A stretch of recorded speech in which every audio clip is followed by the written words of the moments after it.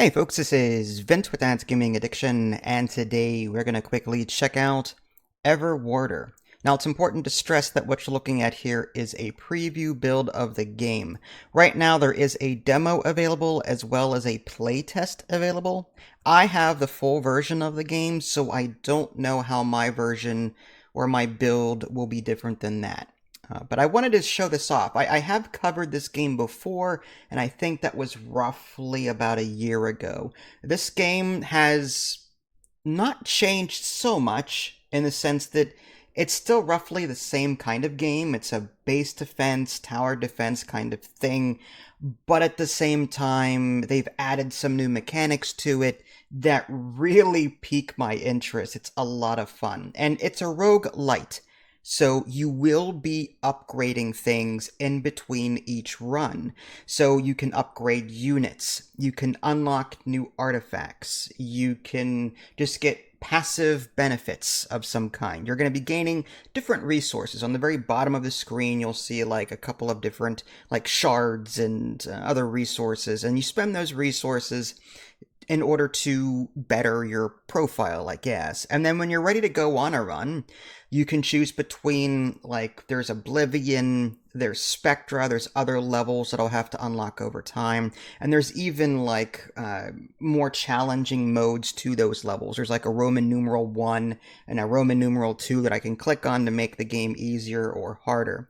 And once you get into a run, it's a little confusing at first. Ideally, what you're trying to do is reveal the darkness so that you can find these green orbs and connect your network to them, and then you'll find the portal which summons the boss, and then if you beat the boss you can win. And that's the run. That's typically what you're trying to do.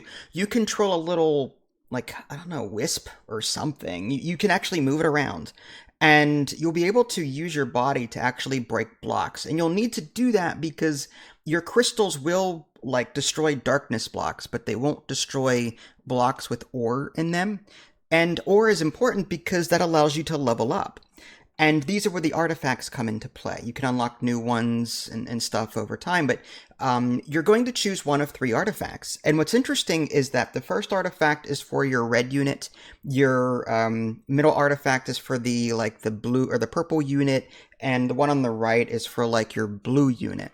And you've got different units like tower defense people that you can put down to guard your central shard. And as you get these artifacts, you can make these units more powerful.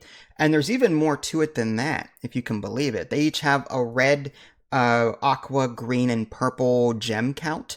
And these will increase over time. So each of these units will be getting more gems of each color, making them more powerful. And then the artifacts you pick will synergize with that. Like this artifact might go, for every red gem this unit has, it gains more attack speed or attack strength.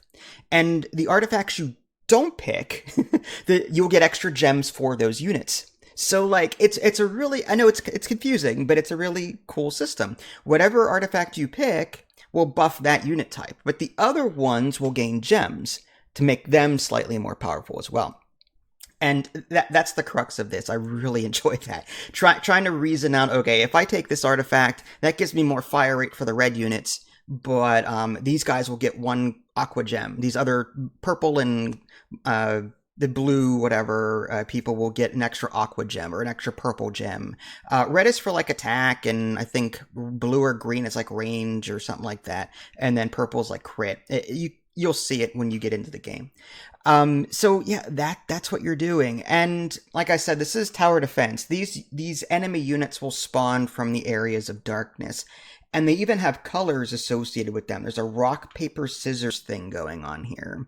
So I don't remember what, like, trumps what, but, like, if you manage to put a unit down of a color that is strong against an enemy, another enemy color, then it'll do double damage.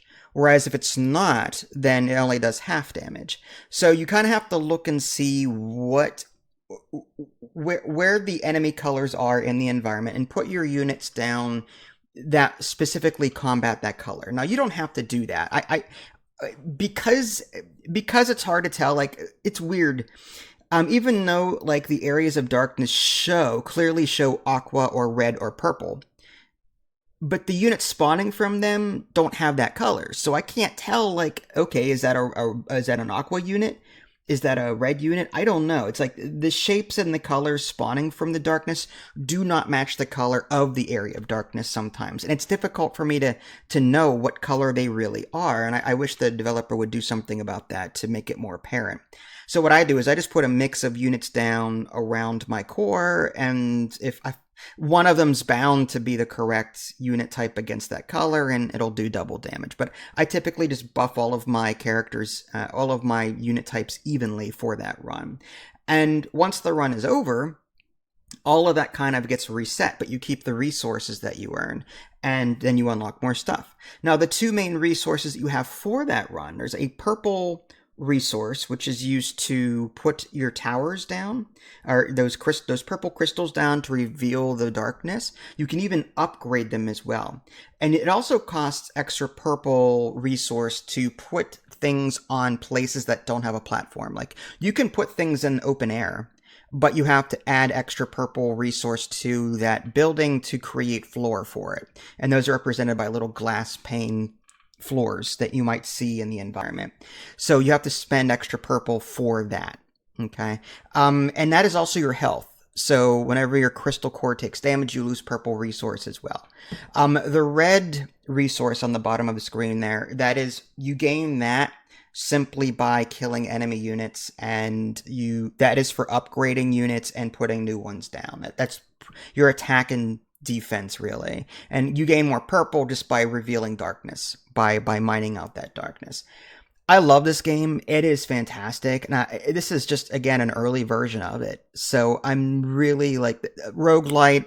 I love like the space game and other style games like this. I just any chance I get to play a game like this, I'm all over it. And the developer has done a great job clearing up some of the confusion with the earlier builds and made it a bit more accessible. And I will continue playing this. This is turning out to be one of my jams, I guess. So there you go, folks. That was Everwarder. Go check out the demo. Go check out the playtest. I just can't guarantee that what you're seeing here is exactly what you'll be seeing or how much content you'll have, but it's still a fun time. Go check it out. This is Vince. Thanks for watching. I'll catch y'all next time. Take care.